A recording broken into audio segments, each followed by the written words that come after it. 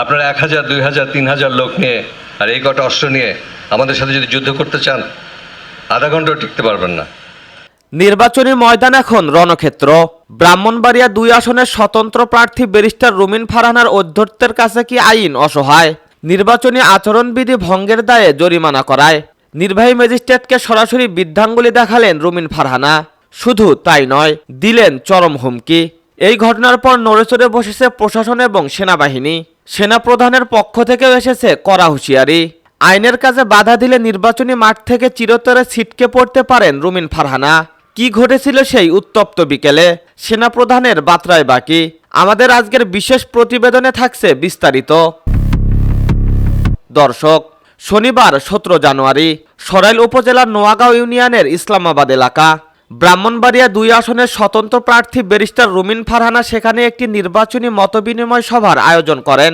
নির্বাচনী আচরণবিধি অনুযায়ী নির্ধারিত নিয়ম অমান্য করে সভা চলায় সেখানে বাধা দেন জেলা প্রশাসনের নির্বাহী ম্যাজিস্ট্রেট শাহরিয়া হাসান খান। ম্যাজিস্ট্রেট যখন আচরণবিধি লঙ্ঘনের দায়ে প্রার্থীর সমর্থক মোহাম্মদ জুয়েলকে 40,000 টাকা জরিমানা করেন, ঠিক তখনই শুরু হয় লঙ্কাকাণ্ড।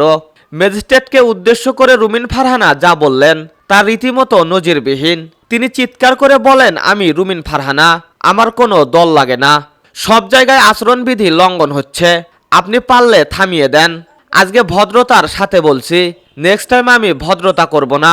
এক পর্যায়ে তিনি এবং তার কর্মীরা ম্যাজিস্ট্রেটকে লক্ষ্য করে বৃদ্ধাঙ্গুলি দেখান। রুমিন ফারহানা হুমকির সুরে আরো বলেন, আজকে আপনাকে আঙ্গুল তুলে বলে গেলাম, ভবিষ্যতে আমি শুনবো না।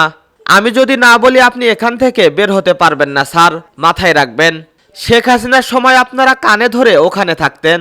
একজন আইন প্রণেতা হওয়ার লড়াইয়ে নামে প্রার্থীর কাছ থেকে একজন বিচারিক কর্মকর্তার প্রতি এমন অবমাননাকর আচরণে স্তম্ভিত দেশবাসী। এই ঘটনার ভিডিও সোশ্যাল মিডিয়ায় ছড়িয়ে পড়ার পর প্রশাসনের সর্বস্তরে তীব্র ক্ষোভ দেখা দিয়েছে। প্রশ্ন উঠেছে, একজন প্রার্থী নির্বাচনের আগে একজন ম্যাজিস্ট্রেটকে এখান থেকে বের হতে পারবেন না বলে হুমকি দেন, তবে নির্বাচিত হলে তিনি আইনের তোয়াক্কা করবেন কি? রুমিন ফারহানার ওই ঔদ্ধত্যপূর্ণ আচরণের বিষয়টি এবার সরাসরি নজরে এসেছে বাংলাদেশ সেনাবাহিনীর। একটি অবাধ ও সুষ্ঠু নির্বাচন নিশ্চিত করতে সেনাবাহিনী কাজ করছে, তখন একজন ম্যাজিস্ট্রেটের গায়ে হাত তোলার উপক্রম করা বা তাকে হুমকি দেওয়া হালকাভাবে নিচ্ছে না সেনাবাহিনী। সূত্র বলছে, সেনাপ্রধানের পক্ষ থেকে রুমিন ফারহানাকে কড়া বার্তা দেওয়া হয়েছে। সেনাপ্রধান স্পষ্ট জানিয়েছেন, আইনের কাজে বাধা দেওয়া মানে রাষ্ট্রের কাজে বাধা দেওয়া।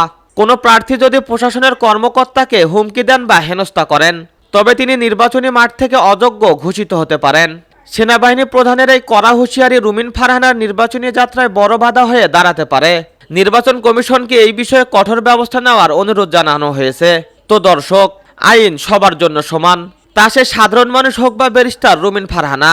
একজন সরকারি কর্মকর্তাকে বৃদ্ধাঙ্গুলি দেখানো এবং হুমকি দেওয়া কি একজন জনপ্রতিনিধির ভাষা হতে পারে? আপনার মতামত আমাদের কমেন্ট বক্সে জানান। আর নির্বাচনী সব খবর সবার আগে পেতে আমাদের চ্যানেলটি সাবস্ক্রাইব করে পাশে থাকুন। ধন্যবাদ।